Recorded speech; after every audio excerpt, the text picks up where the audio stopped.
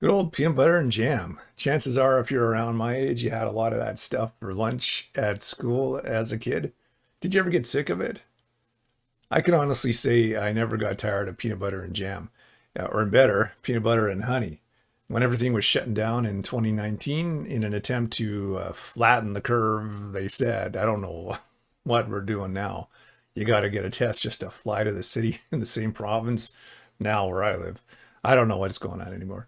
But there's concern over shortages. Of course, what everyone seemed to be really concerned about was toilet paper for some reason. And I saw one post where a guy said something to the effect of, I think it's really stupid. Everybody's loading up on toilet paper, but now I'm worried there won't be enough. So I'm loading up too, and it makes me feel stupid. And that's how I felt too. My daughter and I were getting groceries that week when all these things were being announced. And I said to her, I'm sure as long as I can get some bread and some peanut butter, I'll be okay. And she pointed out a sign to me that we were passing by that said, Man can't live by bread alone. You also need some peanut butter. And I don't think we can say amen to that, but it's true nonetheless. And when we look at the story of Joseph, there are many moments that cause us to stop and linger. The story of the coat of many colors became a musical hit. The Technicolor Dreamcoat story about the brothers selling Joseph into slavery. That's a drama there. That makes you have some feels. Story about Joseph being tossed into jail, and the amazing thing that happened out of that, met the cupbearer. Cupbearer introduced him to Pharaoh, and all of a sudden, well, not all of a sudden, it was many years later, but Joseph's second in command. Amazing. Then there's the tense moments or brothers coming to beg for food and trying to get some help there, and all that entailed, and working through those emotions, and finally seeing his dad again, and the joyful reunion, and being able to say, you know what, God used this all for good in the end.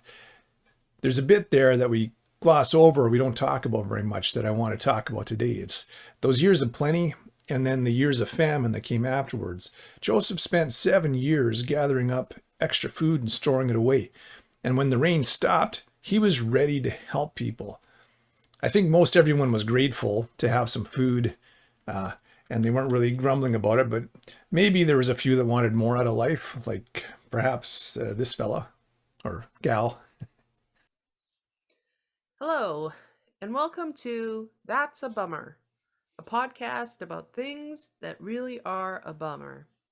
I'm Gilda Rosanna, filling in for the show's host and founder, Paul Baldwin, who's all set to return to the booth this week until he contracted a severe case of the Mondays. I know it's a bummer. I mean, how does one get a case of the Mondays on a weekend? Anyway, I'm here once again to listen to what bums you out. Let's go over to little Ricky in Cairo. Cue the dial tone. Hi, Gilda. My name is Ricky, and I'm quite angry. Ricky? You really there? Yeah. Well, this is a first for the show. Am I right, gang? Okay, Ricky, you got through to me. Tell me what's bumming you out. Gilda, I'm only 10 years old, and for the first 7 years of my life, I ate really good food. Every night, my mom made something different. Lasagna, chicken cacciatore. I don't know how to say that, but it's good. Linguine with clam sauce, eggplant parmesan, mushu pork, poutine, and of course, Taco Tuesday. Oh, I love Taco Tuesday. So, what's bumming you out? I haven't had a stinking Taco Tuesday in 2 years. Ever since this stupid Joseph guy was put in charge of the whole country, it's been the same thing every night. I need variety, Gilda.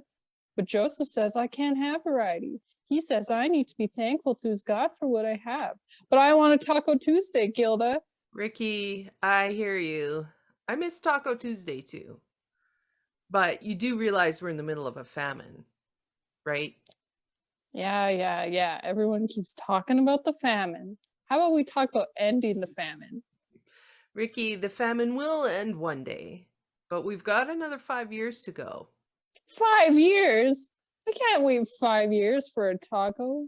I feel your pain, buddy. I do. But we need to be thankful for what we have. Gilda, what is the matter with you? You sound like every other adult I know. Ricky, all of us adults miss Taco Tuesday too. But the fact of the matter is, we are grateful to have what we have.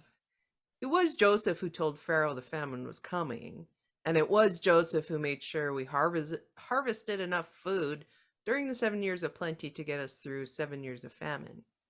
I miss Taco Tuesdays and Mushu pork as much as you do, but I am thankful God provided for us. If it wasn't for Joseph, we might be eating sand for breakfast. Ew. Yeah, we could be a lot worse off, couldn't we? Yeah, I guess so. Sorry, Gilda. I know this famine isn't your fault. Well, it's not anyone's fault, but we have God to thank for sending Joseph to provide for us. It's disappointing to eat the same thing every night, but when we are disappointed by the bummers of life, we need to count our blessings. When you do that, you always find more reasons to be grateful than upset. Yeah, I can see that. I still have my family to eat dinner with, and I have friends to play with, and I'm not eating sand. So I guess God does take care of me. Thanks, Gilda. Hey, anytime, Ricky. We'll be right back after this word to hear more of what's bumming you out. So sure, eating the same thing every day can get old, but when you got no choice, you got no choice. I don't know if people were complaining back then or not. I think probably they were grateful to have something to eat. Complaining might be a luxury afforded to us in these modern times of relative ease. They may have been on rashes, but they had something. Other parts of the Middle East back then were not doing as well. They were experiencing severe famine, obviously because they came to Egypt to, help us, and they wound up selling their land and everything to Pharaoh back then. But parts of the world today are also experiencing some severe difficulties. I'll read the account for you in Genesis there. Genesis 41. When he was 30 years old, he was 30 years old when he began serving in the court of Pharaoh, the king of Egypt. And when Joseph left Pharaoh's presence, he inspected the entire land of Egypt. As predicted, for 7 years the land produced bumper crops. During those years, Joseph gathered all the crops grown in Egypt and stored the grain from the surrounding fields in the cities. He piled up huge amounts of grain like sand on a seashore. Finally, he stopped keeping records because there was too much to measure. Then the 7 years of famine began, just as Joseph had predicted. The famine also struck all the surrounding countries, but throughout Egypt there was plenty of food. Eventually, however, the famine spread throughout the land of Egypt as well. And when the people cried out to Pharaoh for food, he told them, "Go to Joseph, do whatever he tells you." So, with severe famine everywhere, Joseph opened up the storehouses and distributed grain to the Egyptians, for the famine was severe throughout the land of Egypt. And people from all around came to Egypt to buy grain from Joseph because the famine was severe throughout the world. Through Joseph, God blessed Egypt and the whole region in a time of great need. And there's a couple of lessons here, I think. I'm basing these talks, I call them fun family lessons that we do once a month, on a children's lesson that's supposed to be about gratitude. And sure, that's definitely one thing to be thinking about. Supplies may be limited. We've got maybe not as much variety as we're used to. Things may cost more. Maybe we've got to get peanut butter and jam instead of steak and potatoes, but we're still getting fed. And that's a good thing to remember if we ever start feeling grumpy. Jesus said that we should ask the Father for our daily bread. That's the Lord's Prayer, right? Give us today our daily bread. And I always like to say that, or think that if I've got my daily bread, then I've got what God promised. That's all. He never promised to have bread tomorrow, or rather, he never promised that I would have enough bread today for tomorrow. But he promised that tomorrow he'd give me another helping of bread. Give us today our daily bread. And if I've got that, then that's reason for thanks. Paul wrote to his student Timothy about greedy teachers back in his day. In 1 Timothy 6, he said, "These people always cause trouble. Their minds are corrupt. They've turned their backs on the truth. To them, a show of godliness is just a way to become wealthy." That happened around here for years. Yet true godliness with contentment is itself great wealth. Godliness with contentment is great wealth. After all, we brought nothing with us when we came into the world, and we can't take anything with us when we leave it.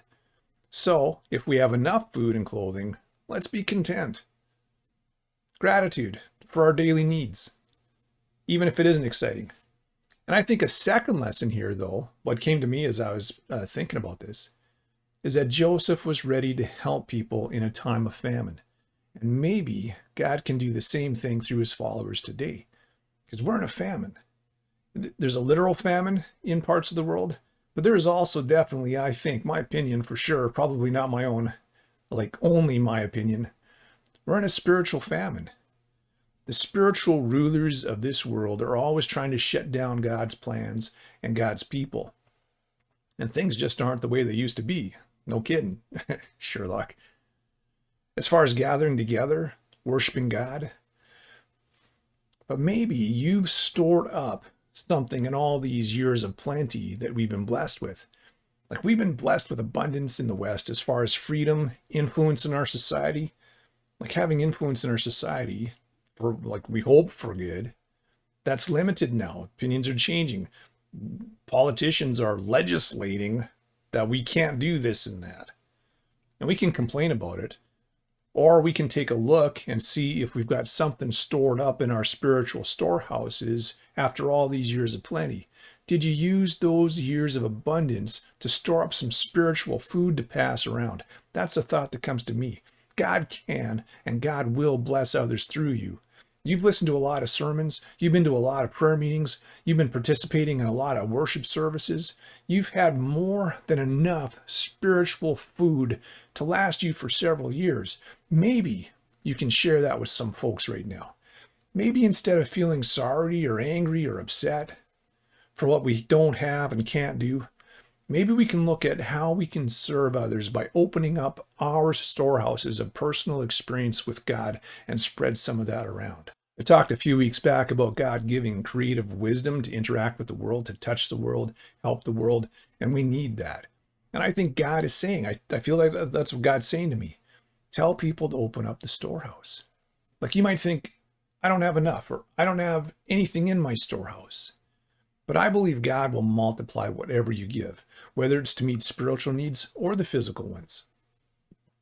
Could we feed some people with our little bagged lunch, like Jesus did with that little boy thousands of years ago? Great big crowd and just, here, give me your lunch, kid. We're going to feed these people here.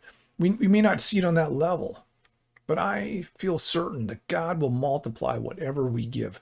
God will put his extra on our ordinary, and he will bless people in extraordinary ways. If we give our time, our little bit of whatever extra we may have materially, our energy, our presence, our experience with God.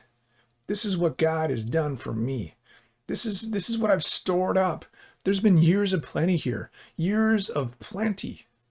And I've stored up a wealth of experience of what God can do, God has done. Let me spread that around a little bit, and God will multiply it.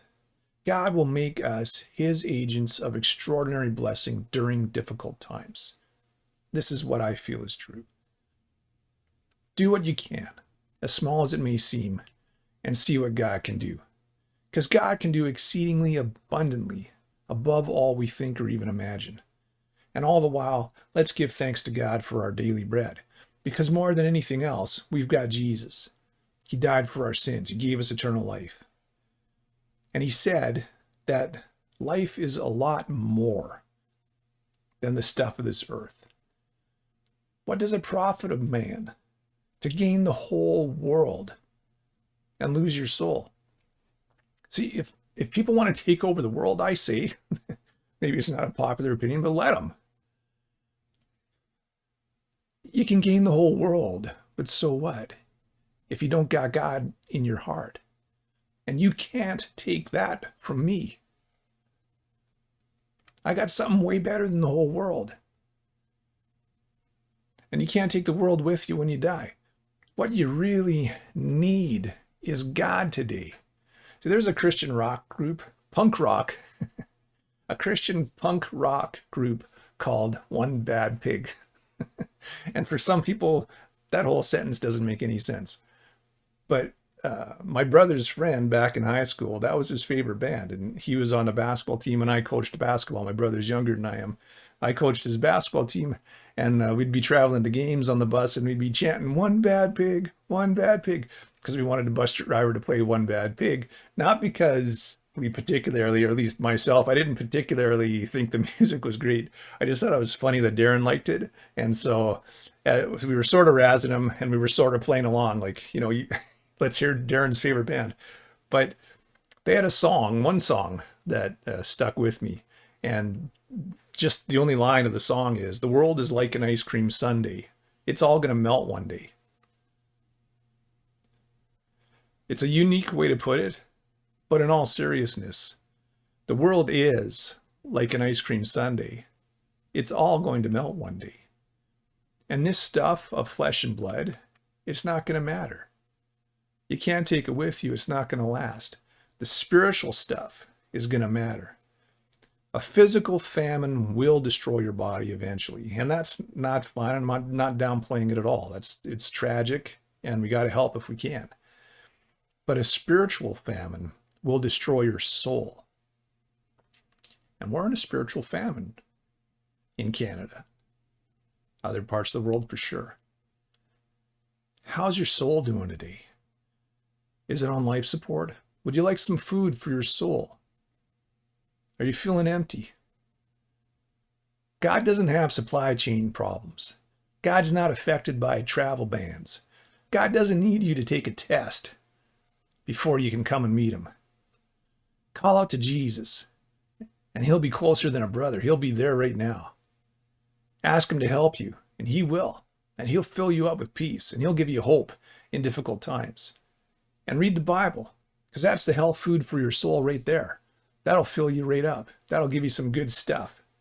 And join a fellowship or a support group of Christian believers. If you can't go in person, then get on Zoom or whatever. You can join us. You can send me a text or an email. My information's on the website there. And you can join us. And we'll help you out. We'll be with some brothers and sisters. And there's other people around, maybe wherever you might be at. They'll help you out. Because they have spiritual storehouses of experience that they can open up to you.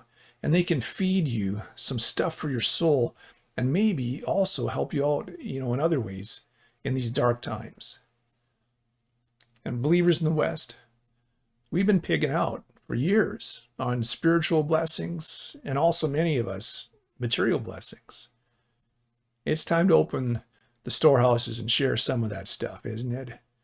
God bless you. Have a great day.